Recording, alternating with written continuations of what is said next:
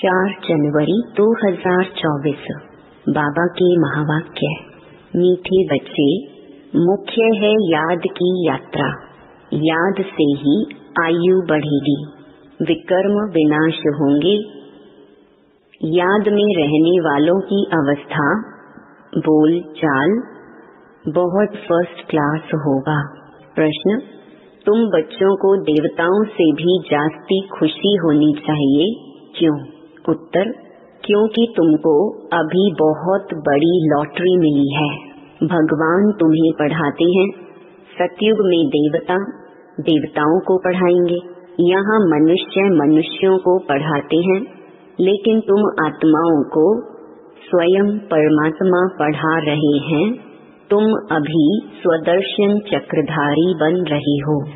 तुम्हारे में सारी नॉलेज है, देवताओं में यह नॉलेज भी नहीं। गीत जाग सजनिया जाग। ओम शांति। नए युग में होते हैं देवी देवताएं, हैं वह भी मनुष्य, परंतु उन्हों के गुण देवताओं जैसे होते हैं। वह हैं वैष्णव, डबल अहिंसक। अभी मनुष्य डबल हिंसक हैं, मारा मारी भी करते, काम कटारी भी चलाते। इसको कहा जाता है मृत्यु लोक। जिसमें विकारी मनुष्य रहते हैं उसको कहा जाता है देवलोक, जिसमें देवी देवता रहते हैं। वह डबल अहिंसक थे, उन्हों का भी राज्य था। कल्प की आयु लाखों वर्ष की होती तो कोई बात का ख्याल भी नहीं आता। आजकल कल्प की आयु कम करते जाते हैं, कोई 7,000 वर्ष कहते, कोई 10,000 कहते। यह भी बच्चे जानते हैं कि बाप है ऊंचे पे ऊंचा भगवान, और हम उनके बच्चे रहते हैं शांति धाम में। हम पंडे हैं रास्ता बताने वाले। इस यात्रा का कोई वर्णन है नहीं। भल गीता में अक्षर है मन मना भव, परंतु उनका अर्थ क्या है? अपने को आत्मा समझ बाप को याद करो। यह किसकी बुद्धि में नहीं आता। जब बाप आकर समझाए तब किसकी बुद्धि में आए। इस समय तुम मनुष्य से देवता बनते हो। मनुष्य यहाँ हैं, देवता सतयुग में होते हैं। बरोबर तुम अभी मनुष्य से देवता बनते हो। तुम्हारी यह ईश्वरीय मिशन है। निराकार परमात्मा को कोई मनुष्य तो समझ ना सके। निराकार को हाथ पांव कहाँ से आया? श्री कृष्ण को हाथ पांव सब कुछ है। भक्ति मार्ग के कितने शास्त्र बनाए हैं। अब तुम बच्चों के पास चित्र आदि तो बहुत हैं। चित्र से याद आती है कि इस चित्र पर समझाएं, और भी बहुत चित्र बनते जाएंगे। एकदम ऊपर आत्माओं का भी दिखाना है। आत्माएं ही आत्माएं दिखाई देंगी। फिर सूक्ष्म वतन, उसके नीचे मनुष्य लोक भी बनाएंगे। मनुष्य कैसे पिछाड़ी में आकर फिर ऊपर चढ़ते हैं यह दिखाएंगे। दिन प्रतिदिन नई इन्वेंशन निकलती जाएगी। अब जितने चित्र हैं उतनी सर्विस भी करनी है। फिर ऐसे ऐसे चित्र बनेंगे जिससे मनुष्य जल्दी समझ जाएंगे। झाड़ बहुत जल्दी बढ़ता जाएगा। कल्प पहले जिसने जो पद पाया होगा, जो रिजल्ट निकली होगी, वही निकलेगी। ऐसे नहीं कि पिछाड़ी में आने वाले माला के दाने नहीं बन सकते हैं, वह भी बनेंगे। नौधा भक्ति वाले रात दिन भक्ति में लगे रहते हैं, तब उन्हों को साक्षात्कार होता है। यहाँ भी ऐसे निकलेंगे, रात दिन मेहनत कर पतित से पावन बनेंगे। चांस सबको है, ऐसे नहीं पिछाड़ी में कोई रह जाए। ड्रामा ही ऐसा बना हुआ है जो कोई रह नहीं सकता। सब तरफ पैगाम देना है। शास्त्रों में है, एक रह गया तो उल्हे न दिया। यह चित्र अखबार आदि में भी पढ़ेंगे। तुमको भी निमंत्रण मिलते रहेंगे। सबको मालूम पड़ेगा कि बाप आया हुआ है। जब पूरा निश्चय होगा तब दौड़ेंगे। नामाचार निकलता ही रहेगा। नवयुग सतयुग को ही कहा जाता है। नवयुग अखबार भी निकलती है। कहते हैं न्यू दिल्ली, परंतु न्यू दिल्ली में यह पुराना किला किचड़ा आदि हो न सके। अभी तो हर चीज टेढ़ी बाकी हो गई है। सतयुग में सब तत्व भी ऑर्डर में रहते हैं, यहाँ तो 5 तत्व भी तमो प्रधान हैं। वहाँ सब सतो प्रधान होते हैं, तो हर एक तत्व से सुख मिलता है। दुख का नाम भी नहीं, उसका नाम है स्वर्ग। यह सब बातें अब तुम समझते हो कि बरोबर अभी हम तमो प्रधान बन गए हैं। सतो प्रधान बनने के लिए पुरुषार्थ कर मंजिल पर चढ़ रहे हैं, और सब अंधियारे में हैं, हम रोशनी में हैं। हम ऊपर जा रहे हैं और सब नीचे गिर रहे हैं। यह सब विचार सागर मंथन तुम बच्चों को करना है। शिव बाबा है सिखलाने वाला, वह तो मंथन नहीं करेंगे। ब्रह्मा को मंथन करना होता है, तुम सब विचार सागर मंथन कर समझाते हो। कोई का तो मंथन बिल्कुल नहीं चलता, पुरानी दुनिया ही याद पड़ती है। बाबा कहते हैं पुरानी दुनिया को एकदम भूल जाओ, परंतु बाबा जानते हैं नंबरवार पुरुषार्थ अनुसार राजधानी स्थापन हो रही है। बाप कहते हैं मैं आकर राजधानी स्थापन कर बाकी सबको वापस ले जाता हूँ। वह लोग तो सिर्फ अपना अपना धर्म स्थापन करते हैं, उनके पिछाड़ी उनके धर्म के आते रहते हैं। उनकी क्या महिमा करेंगे? महिमा तो तुम्हारी है। आदि सनातन देवी देवता धर्म को ही हीरो हीरोइन कहा जाता है। हीरे जैसा जन्म और कौड़ी जैसा जन्म तुम्हारे लिए गाया हुआ है। फिर तुम एकदम चोटी से गिरकर एकदम नीचे आकर पड़ते हो। तो इस समय तुम बच्चों को देवताओं से भी ज्यादा खुशी होनी चाहिए, क्योंकि तुमको लॉटरी मिली है। तुम्हें अब भगवान पढ़ाते हैं, वहाँ तो देवता देवताओं को पढ़ाएंगे, यहाँ मनुष्य मनुष्यों को पढ़ाते हैं, और तुम आत्माओं को परम पिता परमात्मा पढ़ाते हैं। फर्क हो गया ना। तुम ब्राह्मणों ने राम राज्य और रावण राज्य को भी समझा है। अब तुम जितना श्रीमत पर चलेंगे उतना ऊंच पद पाएंगे। अज्ञान काल में जो करते हैं वह उल्टा ही होता है।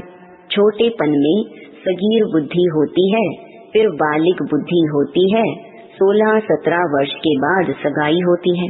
आजकल तो गंद बहुत है, गोद वाले बच्चे की भी सगाई करा लेते हैं, फिर लेना देना शुरू कर लेते हैं।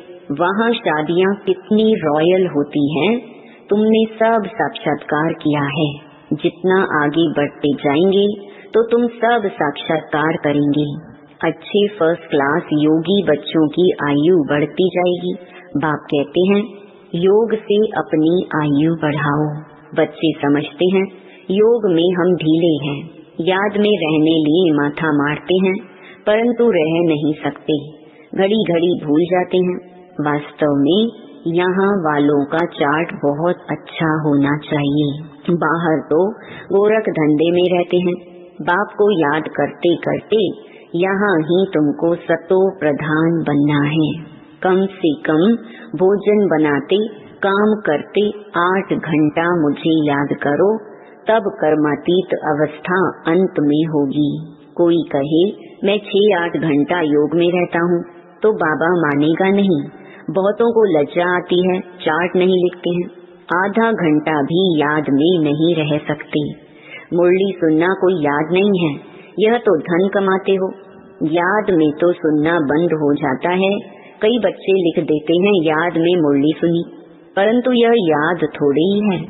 बाबा खुद कहते हैं मैं घड़ी घड़ी भूल जाता हूँ। याद में भोजन करने बैठता हूँ, बाबा आप तो अभोक्ता हो। यह कैसे कहूँ बाबा आप भी खाते हो, हम भी खाते हैं। कोई कोई बात में कहेंगे कि बाबा भी साथ है। मुख्य है याद की यात्रा। मुरली की सब्जेक्ट बिल्कुल अलग है।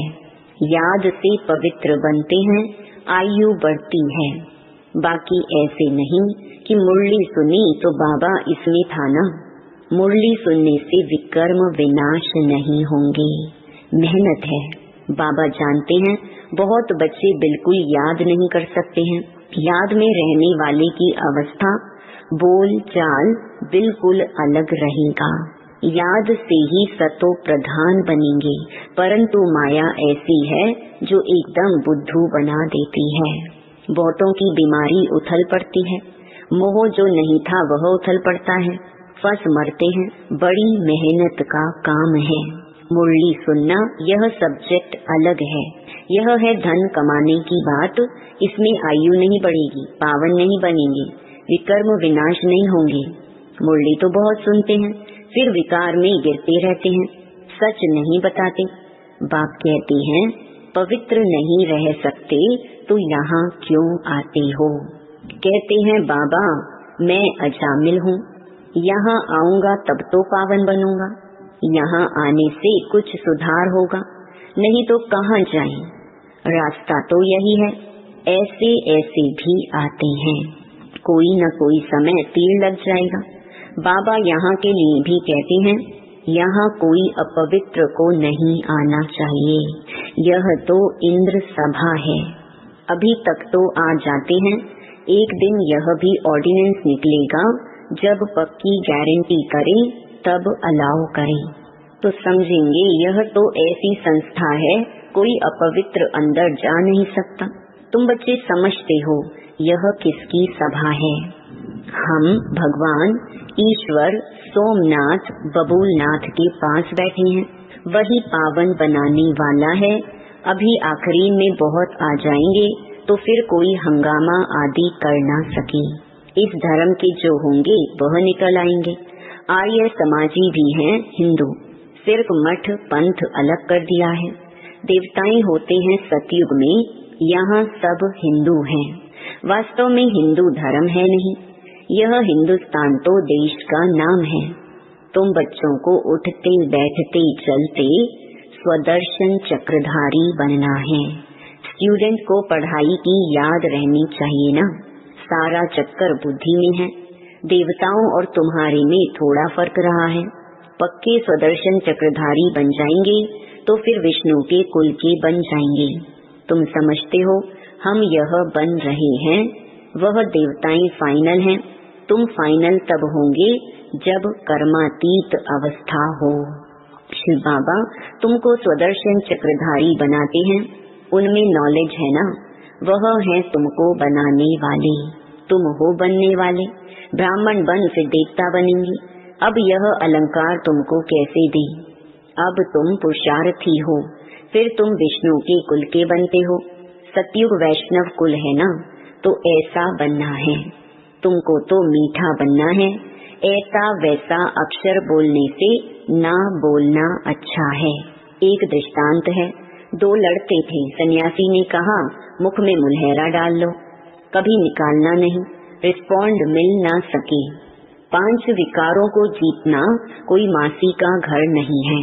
कोई तो अपना अनुभव भी बताते हैं, हमारे में बहुत क्रोध था, अब बहुत कम हो गया है। बहुत मीठा बनना है।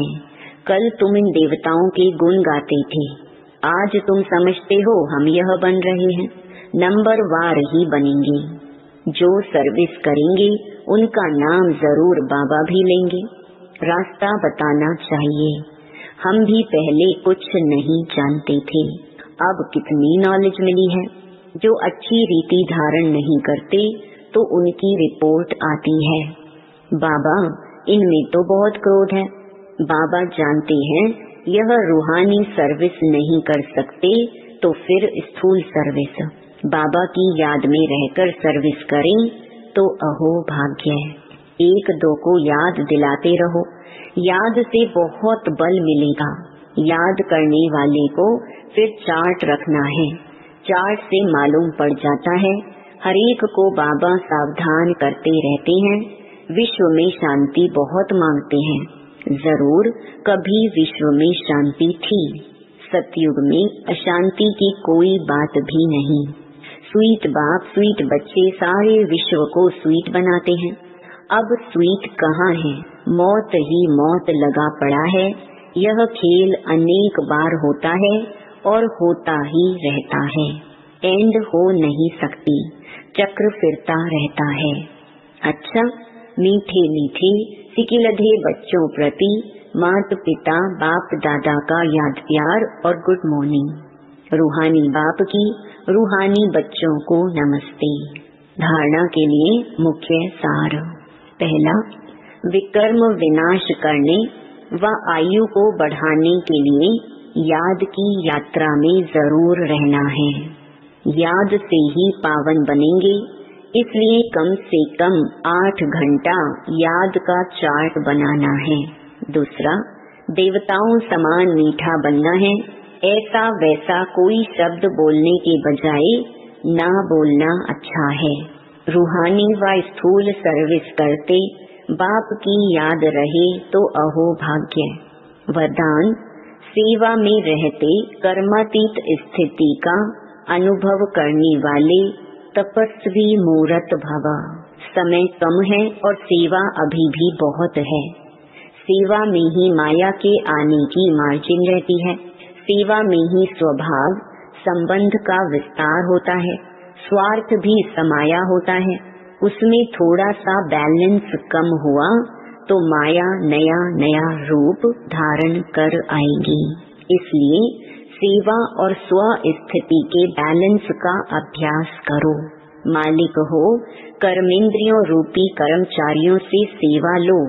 मन में बस एक बाबा, दूसरा ना कोई, यह स्मृति इमर्ज हो, तब कहेंगे कर्मातीत स्थिति के अनुभवी तपस्वी मूर्त। स्लोगन, कारण रूपी नेगेटिव को समाधान रूपी पॉजिटिव बनाओ।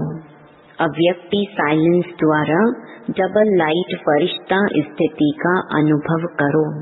फरिश्ता स्थिति का अनुभव करने के लिए किसी भी प्रकार के व्यर्थ और नेगेटिव संकल्प, बोल व कर्म से मुक्त बनो। व्यर्थ व नेगेटिव यही बोझ सदा काल के लिए डीप साइलेंस का अनुभव करने नहीं देता। अब व्यर्थ बोझ से सदा हल्के बन डबल लाइट फरिश्ता बनो।